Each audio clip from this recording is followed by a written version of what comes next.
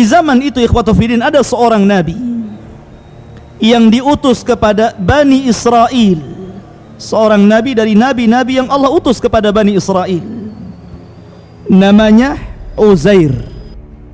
Uzair ini dia keluar dari rumahnya, faraqibal himar, dia pun menunggang keledainya.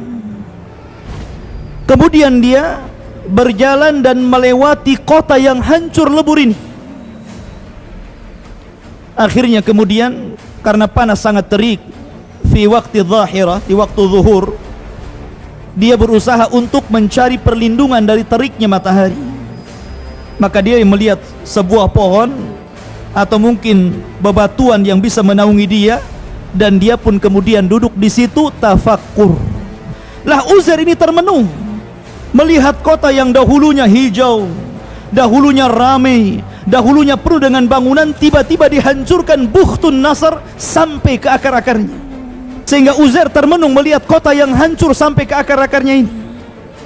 Sehingga kemudian dia mengatakan, bagaimana Allah subhanahu wa ta'ala bisa mengembalikan kota itu? Bagaimana mungkin Allah subhanahu wa ta'ala mampu mengembalikan kota ini? Maka akhirnya Allah subhanahu wa ta'ala ingin membuktikan bahwa dia ala kulli syai'in qadir, atas segala sesuatu Allah maha mampu. Tidak ada yang mustahil bagi Allah subhanahu wa ta'ala. Maka Allah subhanahu wa ta'ala katakan, qala anna yuhyi hadihillahu ba'da mautiha. Uzair mengatakan, anna yuhyi hadihillah, bagaimana mungkin Allah subhanahu wa ta'ala bisa membangkitkan dari kematiannya, dari kehancurannya. Maka Allah subhanahu wa ta'ala kemudian mengirim malaikat maut. Maka malakul maut datang. Ketika itu Uzair ikhwatu fiddin sebelum dicabut ruhnya oleh malaikat maut ini, dia membawa bekal dari rumahnya. Dia membakal tin. Tin itu buah yang ma'ruf di Arab. Kemudian inab. Inab itu anggur yang biasa diperas untuk asir, untuk jus gitu kan. Kemudian membawa beberapa bejana. Maka Uzair pun sebelum dicabut ruhnya, dia sempat memakan buah tin dan memeras inab tadi, kemudian meminumnya, kemudian beristirahat dari teriknya matahari sambil termenung. Disitulah malakul maut datang, faqabidha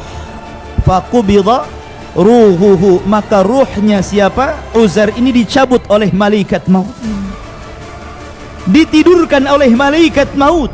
Makanya Allah katakan, fa'amatahullahu, maka Allah wafatkan dia, Allah tidurkan dia. Berapa lama? Mi'ata amin, 1 abad lamanya. Dan 100 tahun dia tidur ikhwatu fiddin, tidak ada yang berubah jasadnya. Allah membiarkan jasad itu 100 tahun dan tidak berubah. Luar biasa kekuasaan Allah subhanahu wa ta'ala. Kemudian malaikat setelah 100 tahun, thumma ba'athah, tiba-tiba ruhnya ditiupkan kembali. Kemudian dia terbangun sebelum matahari terbenam. Jadi dia seolah-olah tidur zuhur, bangun sore. Dia sangka cuma beberapa jam saja, padahal dia tertidur 100 tahun. Maka malaikat yang menjelma manusia mendatangi siapa? Uzair ini. Kemudian bertanya, kam labista, sudah berapa lama kau tidur di sini? Maka dia menjawab, labistu yauman au ba'da yaum, mungkin aku tidur sehari atau mungkin setengah hari. Padahal sudah tidur 100 tahun. Dia katakan apa?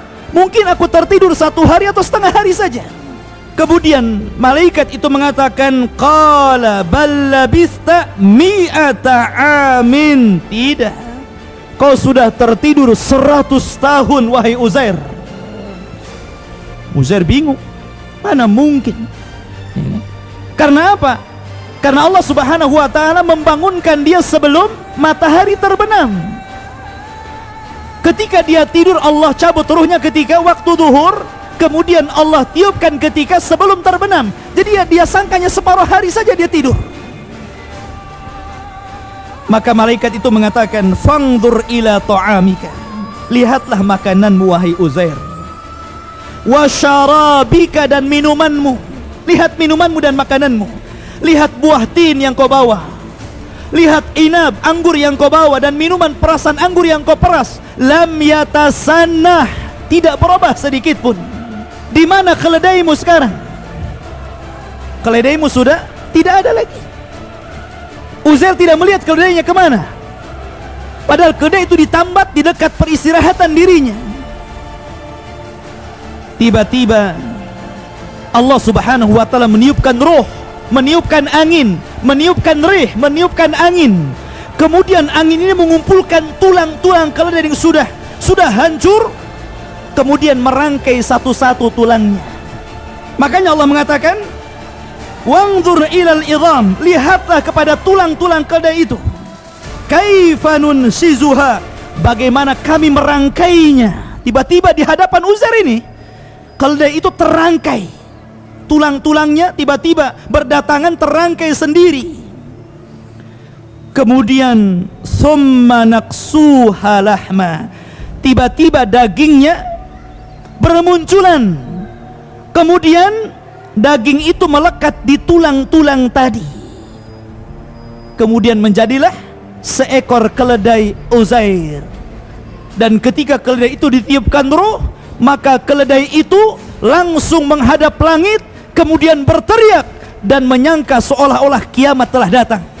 Allah katakan, falamma tabayyana lahu, ketika sudah jelas bagaimana kuasa Allah, Allah mampu menghidupkan yang mati menjadi hidup.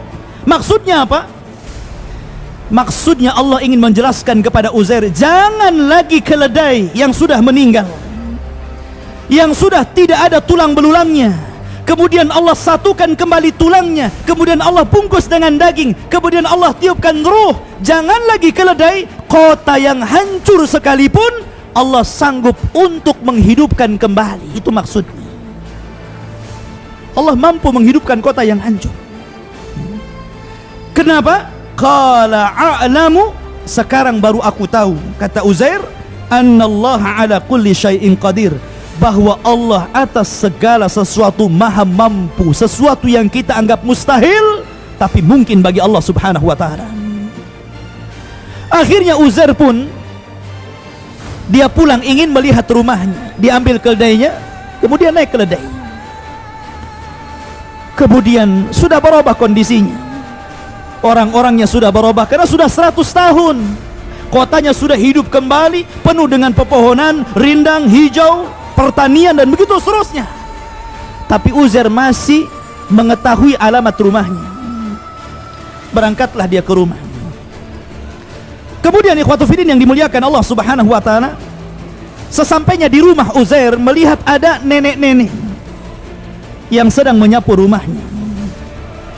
Kemudian Uzair alaihi salatu wassalam bertanya kepada orang tua ini. Nenek tua renta ini mengatakan, yang sudah buta, sedang memegang sapu. Dan Uzair mengatakan, aina baitu Uzair, di mana rumahnya Uzair? Kemudian wanita tua ini mengatakan, walima tas'al ya rajul, kenapa kau bertanya tentang rumahnya Uzair? Bukankah Uzair sudah tidak ada lagi? Uzair ikhtafa mundu mi'ati sanah wala yadri ahadun aina dhahab. Uzair sudah nggak ada. Dia sudah hilang 100 tahun, entah kemana dia perginya. Orang-orang menyangka dia sudah mati. Kenapa kau tanya tentang rumahnya Uzair? Inilah rumahnya Uzair. Maka Uzair mengatakan, ana Uzairun, sayalah Uzair. Maka wanita itu heran, ikhwan. Gak mungkin ini Uzair. Uzair udah gak ada.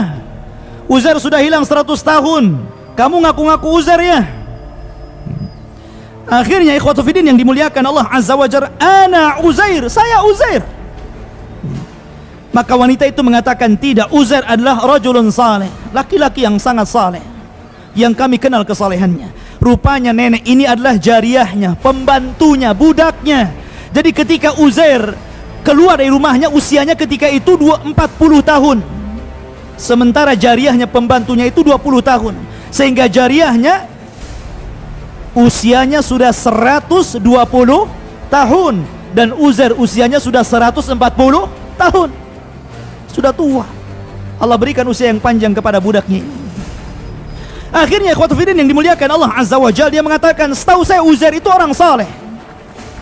Dia adalah nabi.